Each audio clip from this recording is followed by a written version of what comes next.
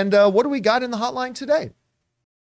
Hey, John and crew. This is Orlando from Fort Lauderdale. Well, it seems like there's reports saying that Starz is bringing back Spartacus. I know, John, that you're a big fan of the Spartacus series, so what do you think about this news about a new series coming to Starz? Thanks, and bring on the filthy. On that in.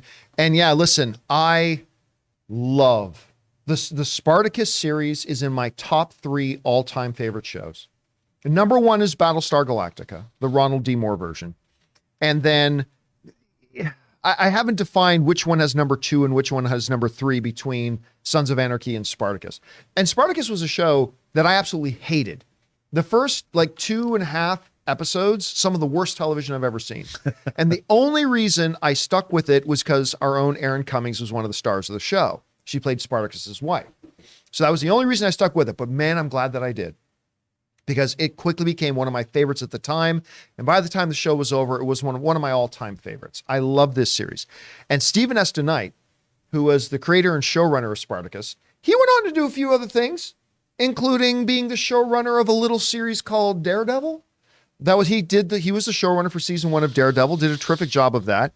Not the best highlight doing the Pacific Rim sequel. That one wasn't his best one, but according to reports that are now coming out from Variety, Stephen S. DeKnight is actually coming back to do a sequel series of Spartacus that is set after the events of the original Spartacus show. So after Spartacus's rebellion is crushed by the Romans, it picks up after that. And I'm actually surprised it's taken this long, because if you watch the Spartacus series, it ends seemingly suggesting this story of Rome continues. Like, even now Spartacus is dead and the rebellion's been crushed, this story will continue. But nothing ever really happened. It's been like a decade. So, I mean, listen, you're getting this show that's one of my all-time favorites. You have the original showrunner back. I am thrilled. I am absolutely thrilled by this. I really hope they can capture that same, just viciousness and drama and the dialogue. That was my favorite thing about Spartacus, was the pure dialogue. I love this show. I'm so excited it's back. Rob, you heard about this. Does it make sense to bring it back? Does it seem like a desperate play? What do you think? I'll watch anything about ancient Rome. One of my favorite things that's ever been on television was the old BBC I Claudius series, which is amazing. But I thought Spartacus was a really great show. I mean, I love this milieu. You and I both have a love of the movie Gladiator. Yep. And I grew up watching sword and sandal movies, but I love the politicking that goes on. I mean, I think this is a great idea for a show. I will totally watch it. And, it brought the filthy in the blood. So what's not to love? Actually, just want to take a peek at this. This is a picture right here of our own Erin Cummings with Spartacus as she played Sura?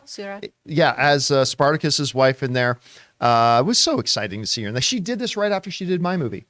Oh, really? Yeah, she did. She did this shortly after she did the anniversary with me. At any rate, Chris, you hear about this. I don't even know if you ever watched the original part. You did? Oh, yeah. What did you think about it? And what do you think about the new sequel? I had seen Erin in this and Feed the Beast. And so when I met her, I was like, oh, I know your work. Like, this is really great. Spartacus was great. Very, very bloody. And I think that's what you kind of have to focus on should you do a prequel successfully. To Rob's point, those kind of political machinations, I think, are where all the intrigue lies. And exploring that, the time period itself, and then just delivering on like the blood and sex position that comes with those kinds of shows. I think that's where this really thrives. So there's definitely an audience for it if it's done well. You said blood and exposition. Oh, sex position. Oh, you did say sex position. I'm like, I thought you said sex position. No, it's something that Game of Thrones did all the time of, we need to tell you something really important, but maybe it's going to bore you. So it's going to be in a brothel. In case you can't have your focus here, watch this pounding. But then also we're going to talk to you about a political scale issue. There are many. What's the name of the guy, again, who's in the very first scene of The Last of Us show? The professor is talking about how the fungus is going to win. Oh, the guy from The Mummy. Yeah, so he is like the main. He's the guy who runs the gladiator. That one guy from The Mummy. Yeah, he's one of the stars of Spartacus.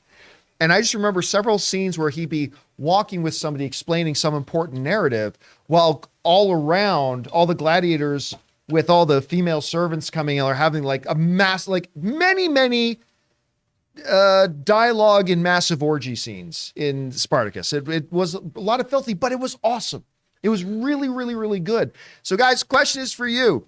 Did you ever watch the original Spartacus series? One of my all-time favorites. What do you think about them coming back to it? Is it a little bit late, or do you think the time is right? Whatever you guys think, jump down to the comment section below and let us know your thoughts. We want to take a second to thank a sponsor of this video, Mint Mobile. If saving more and spending less is one of your top goals for 2023, why are you still paying insane amounts of money every month for your phone bill? Switching to Mint Mobile is the easiest way to save this year. As the first company to sell premium wireless service online only, Mint Mobile lets you order from home and save a ton with phone plans starting at just $15 a month. You guys know I made the switch over to Mint Mobile a while ago. The process couldn't have been easier, and I can't believe that I am spending less than a third of what I was spending on one of the other major carriers before. By going online only and eliminating the traditional costs of retail, Mint Mobile passes the significant savings on to you. All plans come with unlimited talk, text, and high-speed data delivered on the nation's largest 5G network. Use your own phone with any Mint Mobile plan and switch easily in minutes with eSIM. To get your new wireless plan for just $15 a month and get the plan shipped to your door free, go to mintmobile.com/Campea.